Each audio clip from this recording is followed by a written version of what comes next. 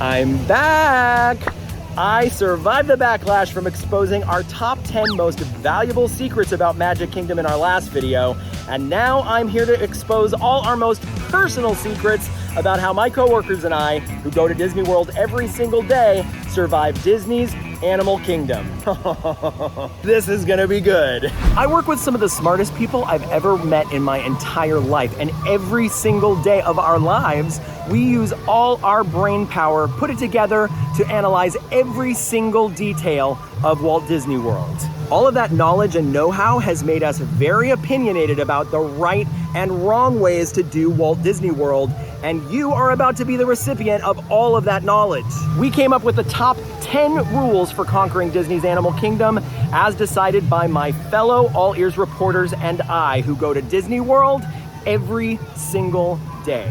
I'm honestly kind of hesitant to share some of these rules with you because we rely on these to literally get through our daily lives, and now everyone's gonna know. But hey, you know what?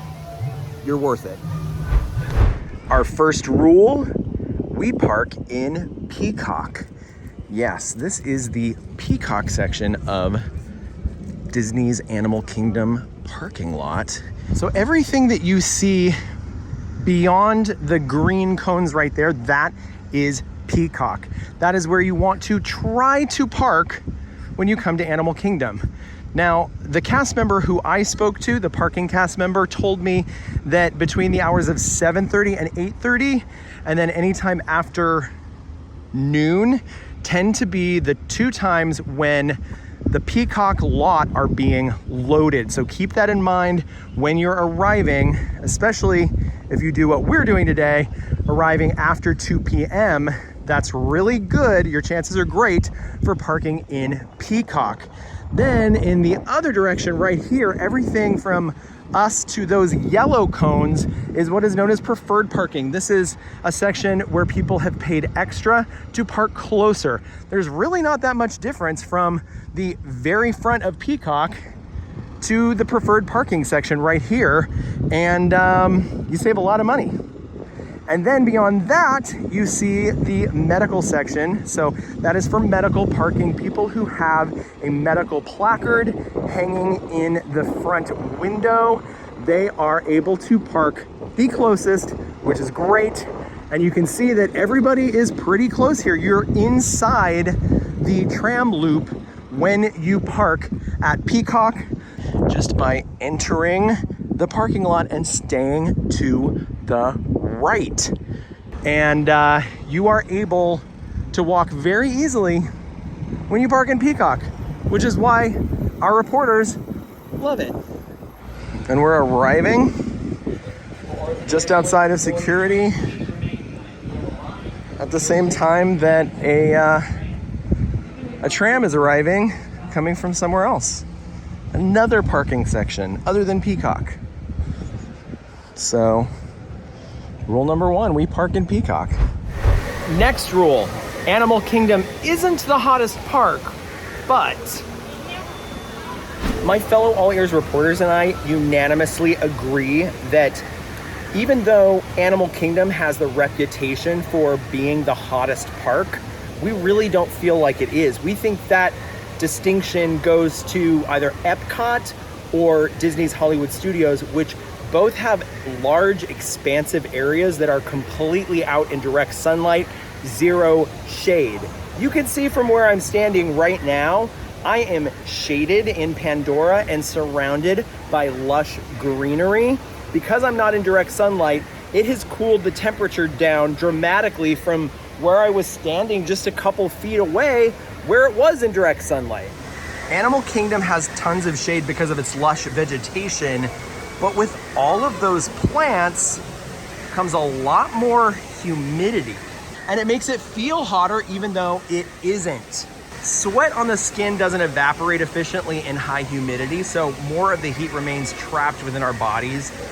Thus, humid heat is more dangerous than dry heat. So even though it may feel cooler here, because of the higher humidity, it might actually be more dangerous. Here are some things you can do to protect yourself against high humidity any place, but especially here in Animal Kingdom.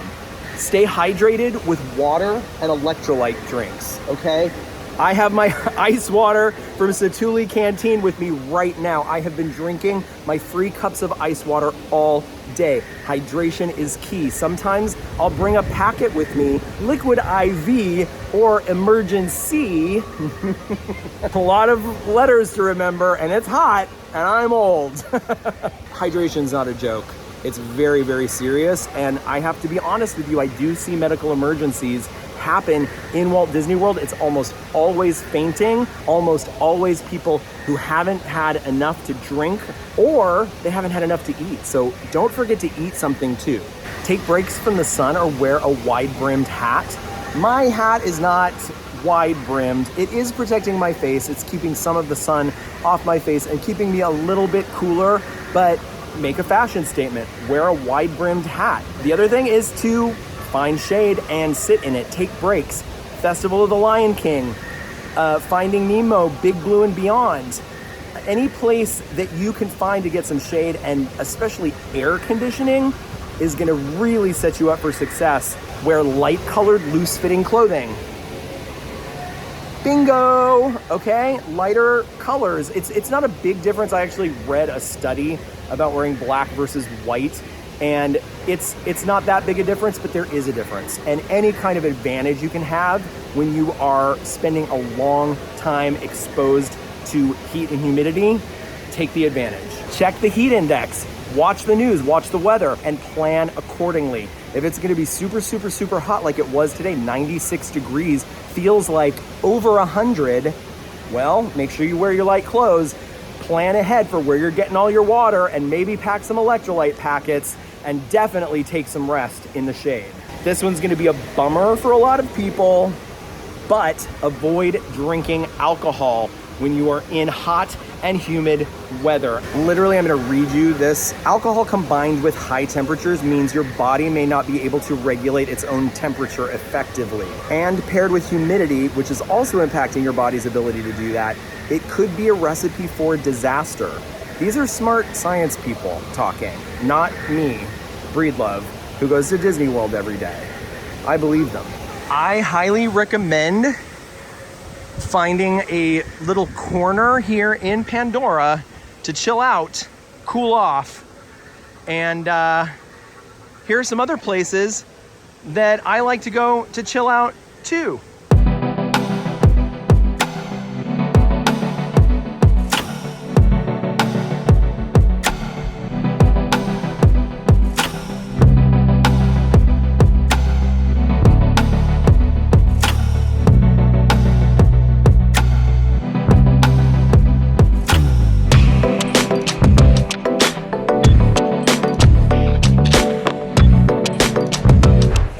Of staying hydrated, let's talk about our next rule.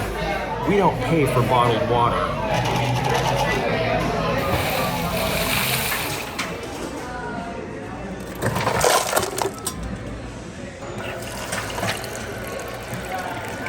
Here at Restaurant Asaurus, you can walk up to the counter and ask very nicely for a cup to use at the soda fountain. You'll be provided with a cup that looks like this, and then you can go over to the soda machine and fill it up with ice and water yourself. My favorite ice, the soft ice. Perfectly delicious tasting water. 10 out of 10, Restaurantosaurus, free ice water. When you're ordering coffee or tea from a Starbucks or Joffrey's location, it's always a great time to ask for a cup of free ice water. This one just came from Creature Comforts, and let's give it a taste. Delicious water.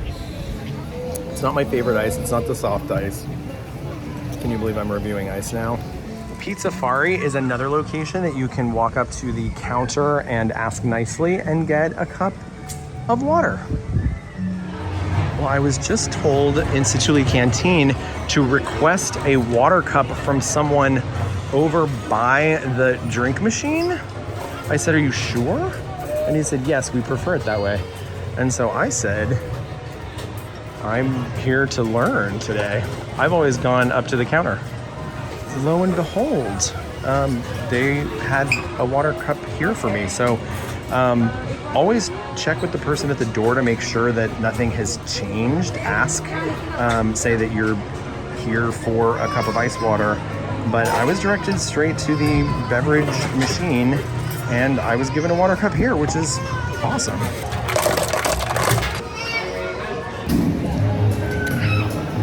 Delicious water. Animal Kingdom is the land of my favorite ice. 10 out of 10. This ice water is delicious and very free. Now here's the Joffrey's that is located just outside the front gate of Disney's Animal Kingdom. And by all means, if you are looking to purchase coffee and consume it before entering the park in the morning, stop here and get your coffee.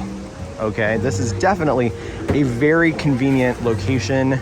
Coffee location. This Joffrey's is here for you when you need it, but it's not what the other All Ears reporters and I prefer when buying coffee, specifically in Animal Kingdom. Here is the Joffrey's location in Asia, and you can see it's a walk up right now. There is little to no wait for your coffee or tea. Our next rule, we drink Joffrey's, not Starbucks, except when we're in Disney's Animal Kingdom. What? What does that even mean? As you saw in my Taboo Secrets of Magic Kingdom video, my fellow All Ears reporters and I prefer to drink Joffrey's coffee when we are in Disney parks than stopping at the Starbucks locations for a number of reasons. One of the reasons being that the lines are usually much shorter for Joffrey's, and another being that in general, we prefer the taste of the coffee at Joffrey's over Starbucks locations. But there is an exception to this rule, and it's another rule. When we are in Disney's Animal Kingdom, we go to Creature Comforts, and I'm gonna tell you why, but first, I'm gonna show you where the Joffrey's locations are, so you know where they are, because they are still really solid options and definitely can be a much faster option to grab coffee when you're in this park. All right, now back to Starbucks Creature Comforts, because I have to tell you about a very special coffee drink that is only served here. Well, you can get this drink other places, but it doesn't benefit animals anywhere else except this location here in Animal Kingdom, and that is the Cotton Top Tamarin. Okay, this is a small monkey noted for its large tuft of white hair. Native to the forests of Colombia, cotton tops are one of the most endangered primates in the world. Important for seed dispersal in the forests, the cotton top tamarin is under serious threat from continued loss of habitat due to growing urban and agricultural expansion. To show your support for nature's flat white, try our flat white. A portion of the proceeds will go to the Disney Conservation Fund to help protect cotton top tamarins and the habitats in which they live. That is right, friends. My fellow All Ears reporters told me when they're in Animal Kingdom, they're drinking for a cause. They're drinking coffee to protect and save the cotton tops. And here is our flat white. Oh, that's sweet. A heart and a Mickey with my name as two words. It's a very complicated concept to explain to people. My name when you only have a short period of time, and she did very well. Very, very kind cast member. And I confirmed with her that indeed a flat white made decaf, a flat white made with plant-based milk, and a flat white made iced. All of these options still benefit the cotton tops. Ooh, I went oat milk and decaf. And that is really, really, really good. It's more than just buying a coffee and drinking it in a theme park. I feel like I'm interacting with the park in an important way and also getting a really nice pick-me-up. So I completely agree with my fellow All Ears reporters who say we drink Joffrey's, not Starbucks, except for Animal Kingdom, because when in Animal Kingdom, you gotta get the flat white. Our next rule, we use shortcuts. There is a perception that Disney's Animal Kingdom is huge and intimidating in its size, and that's not exactly true. Disney's Animal Kingdom is officially the largest theme park in the world at 580 acres. Sounds like a ton of walking, right? Wrong. The walkable area in Disney's Animal Kingdom is much smaller. In fact, it feels to my fellow All Ears reporters and I like the walkable areas of Animal Kingdom are the smallest of all the Walt Disney World parks. You can get anywhere you need to go in Disney's Animal Kingdom relatively quickly if you know which paths to take. And starting over this way to the right of the Tree of Life, passing Flame Tree Barbecue, you can see the entrance to Dinoland USA. All right, right here you can see you've come to a fork in the road. To our right, we enter Dinoland USA. And to our left, I don't know, it's a path with no name. Let's explore it together. I know where it leads, but this is important to keep in mind if you feel like heading straight to Theater in the Wild, which is the theater where you can see Finding Nemo, Big Blue, and Beyond, the really cool Finding Nemo musical that you can only see here in Animal Kingdom. A little beyond Big Blue and Beyond, you can find Expedition Everest, which is a ride. Maybe if you came in the morning, you did want to rope drop, perhaps you would want to skip the crowds heading straight to Asia over the bridge from Discovery Island and perhaps take this route. It's about the same walking distance, but tends to be much less crowded throughout the day. You have two options to get to Pandora from Africa. One of them is passing Festival of the Lion King and taking a boardwalk that leads directly there. The other is going back over the bridge to and from Africa, to and from Discovery Island, and then taking a right.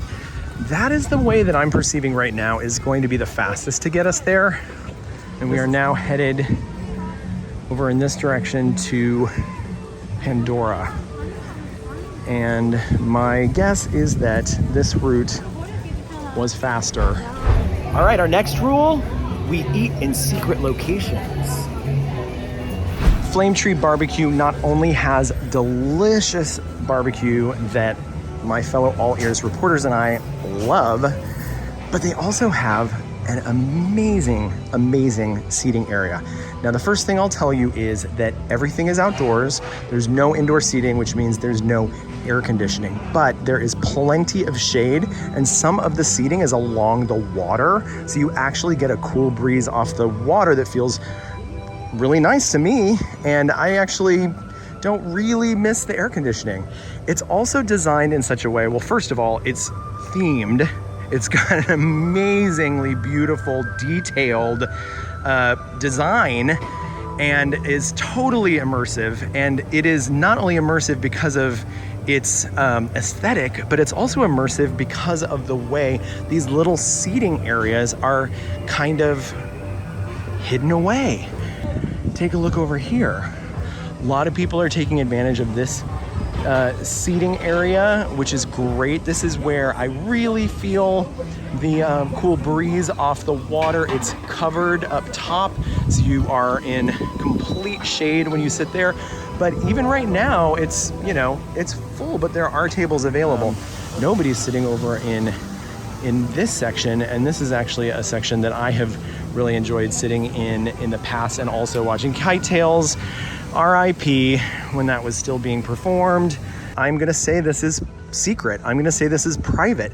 I'm gonna say this is a beautiful oasis right next to Discovery Island, which is kind of a hustling bustling locale, and you have this secret garden right next to it where you can come escape and eat some really delicious barbecue. Restaurantosaurus has some amazing hidden seating inside. They've got all of these amazing rooms, some of them that are themed in a way that kind of blow my mind. And even when it's really packed at the busiest times, you can usually find a spot to eat and not be surrounded by too many people. Over here, you can see the hip joint, and it truly is very hip. It's themed to look like kind of a classic diner, and there is a trailer that you can see from the outside, and like an Airstream style trailer that actually has seating inside and a table. So you can come in here and eat inside the trailer and look out the cool window. And there is a non-working jukebox here. I wish it worked. They have some stacks of 45s here. It's so cool. It's just like, I think this is my favorite theming of any restaurant anywhere in Walt Disney World. Am I wrong? I don't know. Tell me in the comments. Like, what do you think that answer is? Hidden out back behind Restaurantosaurus, it does connect through, is the Restaurantosaurus Lounge, which is actually a really cool bar. It's a place to hang out and enjoy an adult beverage, if that is what you are looking for. You can see they have a very inventive menu of signature cocktails, all themed to Dinoland, the Dino Institute, and Restaurantosaurus. Next rule, we don't eat at the best restaurant. This is Satu'li Canteen, arguably the best quick service restaurant in Disney's Animal Kingdom. It is inventive, it is delicious. They have a variety of options for different tastes. It's a little more exotic than your standard quick service fare, definitely more so than your standard theme park fare, but not so far out there that it'll freak out your pickier eaters in your family or travel party. So we always recommend this first in Animal Kingdom. Like, this is the spot. If you are looking for a place to eat that is elaborately themed, that has really delicious food, that has indoor seating with air conditioning, then this is almost always the spot we recommend first. However, we don't eat here. Yeah, you heard that right. Those of us who go to Disney World every single day, we skip Satu'li Canteen and we eat some other places. Flame Tree Barbecue is a delicious barbecue restaurant. It's a quick service restaurant that does accept mobile order.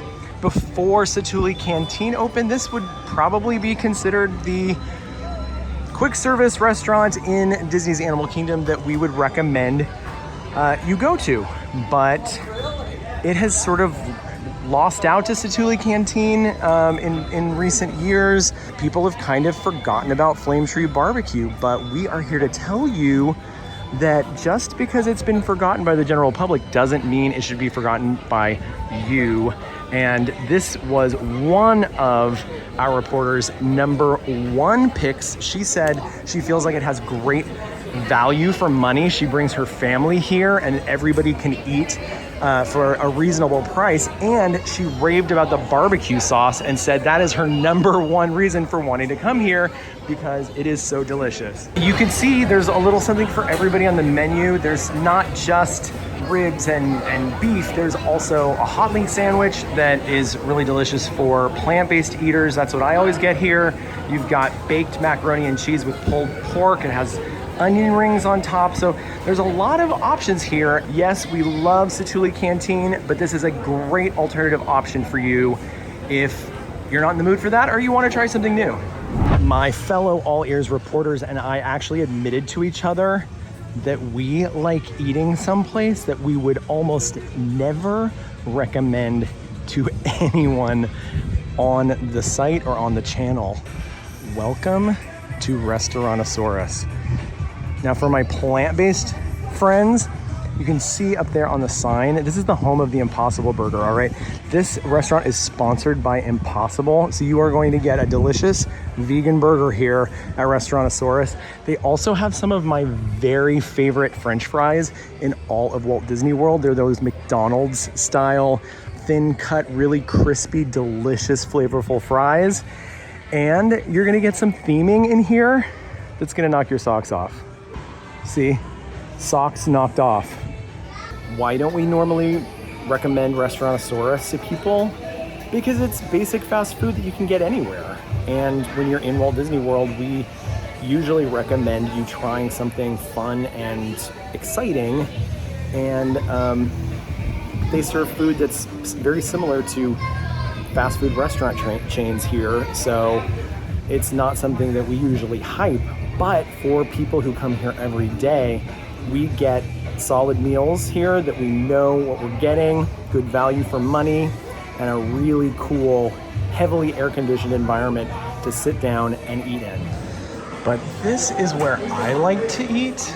It's, I guess, the vehicle maintenance Osaurus room. But you can see it's the dining room farthest back. People tend to go here last to fill it up, and you can find some nice secluded areas. This is a secret bar located in the back. It's the Restaurantosaurus Lounge. You can go in here and have a cocktail, hang out, and we're not doing that today, but I am gonna pick a table all the way in the back here, and we are going to luxuriate with our meal because this is awesome. This is the Impossible Spicy Southwestern Burger. It is a plant-based Impossible Burger patty with pepper jack cheese, and that's in quotes. So this is a vegan cheese and a chipotle sauce, which I don't see any. Oh, the chipotle sauce is on the bottom. Okay, it looks good. Lettuce and tomato. If you've been watching for a while, you know that I'm A, vegan, and B, not a huge fan of plant-based cheese. It freaks me out a lot of times. This looks different though than other vegan cheeses I've had in Disney World, so I'm excited to give it a try. And that sauce, the chipotle sauce, sounds really good. So here we go. I love this burger. That chipotle sauce really has a kick. Like, it's almost spicy. It burns the tongue just a little bit, right on impact. It's lingering a little bit, but not anything too overwhelming. I avoided having this burger because I thought it was gonna be like every other vegan burger in Disney World. This is outrageously good. I will be honest. Usually I come here and just get a side of fries and a drink. The fries are amazing. This is a home run. Restaurantosaurus for the win. Next rule, we don't use the best bathrooms. If you walk around back at Restaurantosaurus, or if you are dining inside of Restaurantosaurus, you can walk directly to these hidden restrooms out back. They are so well hidden that they are almost never busy, and they're some of my favorite restrooms in all of Walt Disney World. That's such a strange thing to say and put on YouTube, but you know what? That's what we're doing today. But back here you can see there's this hallway that leads into the restaurant right here. So if you're dining inside the dining room, you can walk right through here and go straight into the restrooms. Over here to the left, facing it, of the Theater in the Wild are my #1 favorite bathrooms in all of Animal Kingdom. These are so hidden, so secluded. The only time they get busy is when the show lets out. This bathroom is as quiet as can be. And a weird bonus, I really love the music they play. Life just imitated art, and I needed to go use those restrooms, and I was the only person in there. And I can confirm, updated data, the music is beautiful in there. And it's very private and secret.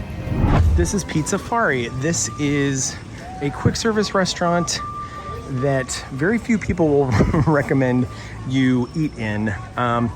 The big reason to eat here would be because your family likes not that great pizza. That greens and grains salad though, the plant-based offering, looks good. I've never had it, and I should probably come back and eat that because maybe I'll eat my words too.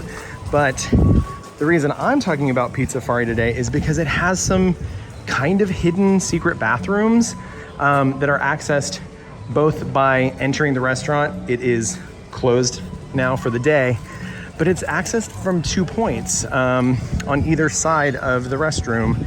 And as you can see, this restroom is accessed from this point as well. And it's a low-key bathroom. You can go in there, especially at this time of day. I walked in there earlier and there was nobody in there. These restrooms next to Satuli Canteen would be considered some of the best bathrooms in Animal Kingdom. They are brand new. They were opened with the land, Pandora, right next to Flight of Passage, and right in between Satuli Canteen and Pongu Pongu. You can see this is a very high traffic area. These are very active bathrooms. One reporter mentioned that they are kind of hidden back here, so that makes them a little less traffic than maybe they could be if they were more out in the open. Honorable mention to the other Pandora restrooms. These do get busy at times. They look completely dead right now, which is great. Certainly less busy than the ones next to Satuli Canteen. But there is another place to use the restroom in Pandora. And if you have to choose which one to use the one over here, which is next to Nave River Journey.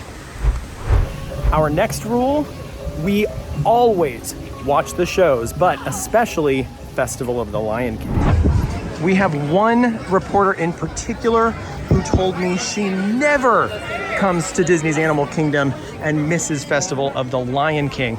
It is a show that opened originally in a now defunct land, a land that doesn't exist anymore, called Camp Mini Mickey, and it was an open air theater. Oh, you can see the last performance is letting out now.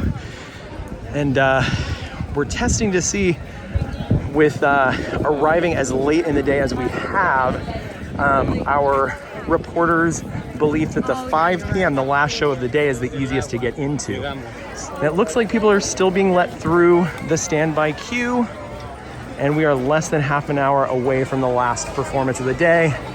So it looks like my fellow reporters' tip about waiting till the last show is golden. Now, if you're watching this show and thinking to yourself that the sets look like parade floats, that's because that's how they started out. In 1994 in Disneyland, the Lion King Celebration Parade debuted, and I was there to see it. Yes, I lived to tell the tale. It was an amazing parade. They released doves in the middle of it. It was like during the Circle of Life. It was beautiful. It was over the top. But because it was so spectacular and over the top, it seemed like a huge waste to get rid of these parade floats at the end of when the parade ended. Then when Animal Kingdom opened, they repurposed the parade floats as theatrical sets and turned it into the Festival of the Lion King, which is what we're about to watch right now. Oh wow, plenty of space behind us as well. Lots of seating for the last show of the day. She's right. This is Julia, all the way from Brazil, and she is going to show us what a giraffe sounds like. Okay, ready? Giraffe, go. You don't know what a giraffe sounds like? That's okay, I didn't either. So I looked it up, and it said a low bleating sound, kind of like a sheep. Okay, ready? Giraffe, go. We'll take it! Festival of the Lion King provided much needed relief from the Central Florida heat, especially because today I saw on the news it is the hottest day of the year so far. It's getting up to 96, and it was very cool inside there, and we got to be sitting on a bench watching literally world-class entertainment. Those were definitely some of the best vocalists that I've ever heard, period, let alone in Festival of the Lion King. So the show's in great shape. And my fellow reporter was completely right. The 5 p.m. show was not full. So I could have walked up a minute before showtime, maybe not a minute, like give the cast members some time to actually seat you before the show starts. But I'm very impressed. That was a great experience. And we saw an amazing show. Finding Nemo, The Big Blue and Beyond is an original musical written specifically only for Animal Kingdom, for this theater, Theater in the Wild. And you might see some familiar faces in the show when you come and visit, because our friends, the Bradshaws, the Broadway Bradshaws, are now in Finding Nemo, The Big Blue and Beyond. Make coming to see Finding Nemo, The Big Blue and Beyond a priority, because not only are the shows here in Animal Kingdom amazing, like literally Broadway performers like the Broadway Bradshaws are in them, but they're also indoors in a lot of air conditioning, and it's great to get off your feet for a little while, rest, relax, cool off, and see some amazing talent do a really incredible show written by the writing team from Frozen. Ever heard of it? Yeah, you don't want to let this one go. Our next rule, we don't rope drop Animal Kingdom. In trying to come up with the perfect rope drop game plan, the other All Ears reporters and I were hard pressed to find the perfect ride to rope drop in Animal Kingdom. Everybody goes to Flight of Passage. It is a madhouse in the morning, and the wait is going to be one of the longest wait times of the whole day if you do that right away. Similarly, if you try to rope drop Kilimanjaro safaris, a lot of times they'll experience a delayed opening on that ride because of the live animals, okay? These are not animatronic animals. You can't just press the on switch and suddenly they spring to life and start entertaining you. They are real animals, so you don't want to show up at rope drop waiting for Kilimanjaro safaris to open only to find that they've delayed the opening by an hour. Which leaves you the options of, okay, yes, you could rope drop also in Pandora, Navi River Journey. That definitely gets some long waits, but do we recommend waking up early and showing up just to make sure that you don't wait too long for Navi River Journey? I wouldn't. So I arrived today a little bit before 2 p.m., which is the time that you can either park hop here from another park, or now they changed the rules of the reservation system for annual pass holders. And if you have an AP, you're actually allowed to enter any of the parks 5 days a week without a reservation after 2 p.m. The exception is only Magic Kingdom, only on Friday and Saturday. Those 2 days you have to have a reservation all day. All right, walking up to our first ride, there is a posted wait time of 20 minutes for the standby. And I'm gonna go ahead and set the timer and see how long it really takes.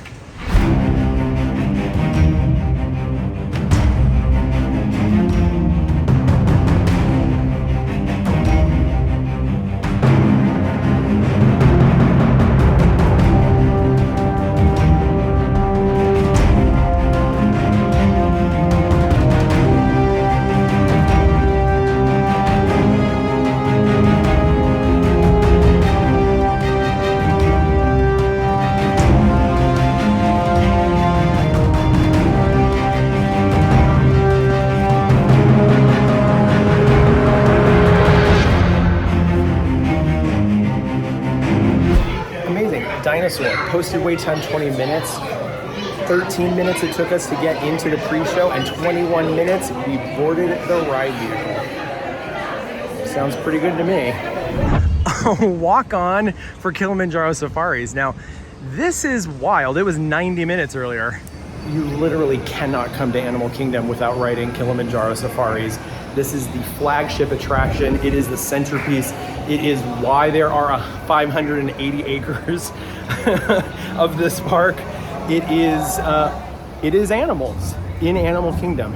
And this queue fills up. 90 minutes posted wait time earlier today. Now it is 5 minutes. We are zooming through here like I've only done one other time before.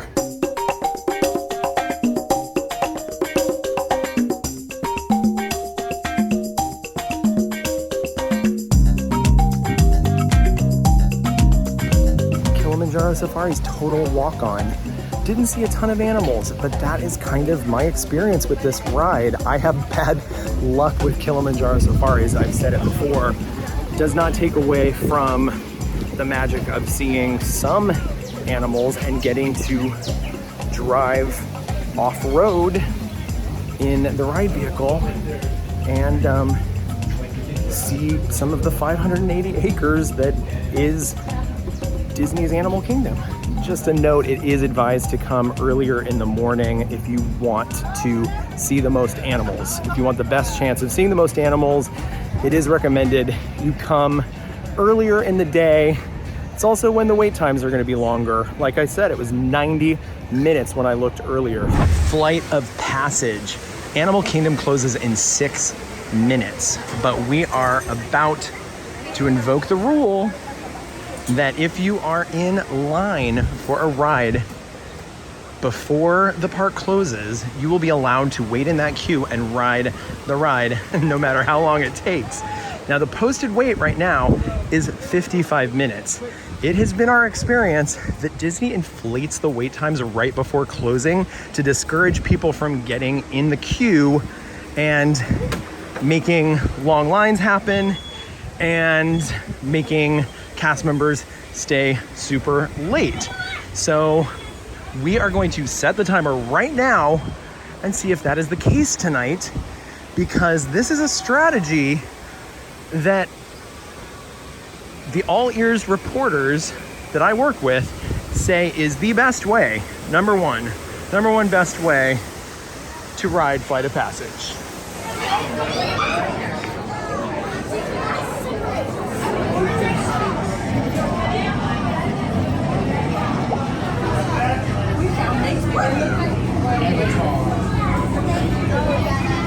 And at 19 minutes, we have been sorted into line number 4.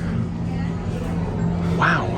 Soon, you're gonna have a chance to undertake an amazing Navi rite of passage, flying on the back of this powerful animal called an Ikran, or as we call it, a banshee. For your safety, throughout this entire experience, remain seated, lean forward, hold onto the hand grips, and supervise your children. Para su seguridad, durante 35 minutes, not 55.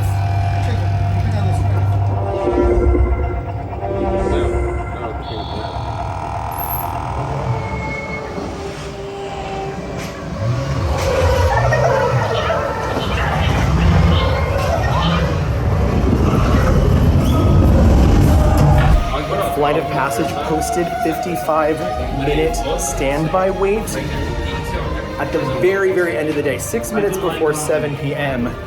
park closed, we got in the queue and it only took us 35 minutes. So I think that is absolutely a rule that works. Wait until the very end of the day to get in line for Flight of Passage. Honestly, I have to say that it is absolutely the way. This is the way. This is the way. I want to experience Animal Kingdom from now on to avoid rope dropping. Keep in mind, we got here just a couple minutes before 2 p.m. and everything that you've seen in this video happened between the hours of 2 p.m. and 7 p.m. That's only 5 hours, and we did a lot. So I think this rule is a really good one, and it's something I've always felt. It was something I was afraid to say out loud, and when my fellow All Ears reporters started chiming in and saying the exact same thing, I knew it was something we needed to share. This is the way. Starting at 2 p.m., people start to hop to another park. Generally, people consider Animal Kingdom to be a morning park, so they'll hop someplace else at 2 p.m., and then we don't see a ton of people hopping from another park into Animal Kingdom at 2. So it sort of starts to clear out, and that was definitely the experience that we had today. What did you think about what we've learned from coming to Disney World every day? Was there anything that we do to have a seamless day in Disney's Animal Kingdom that you want to try on your next vacation? Let us know in the comments. If you liked this video, go ahead and like and subscribe, and now go watch me try to stop Disney World from forcing me to use my phone in Epcot. See you next time. Bye.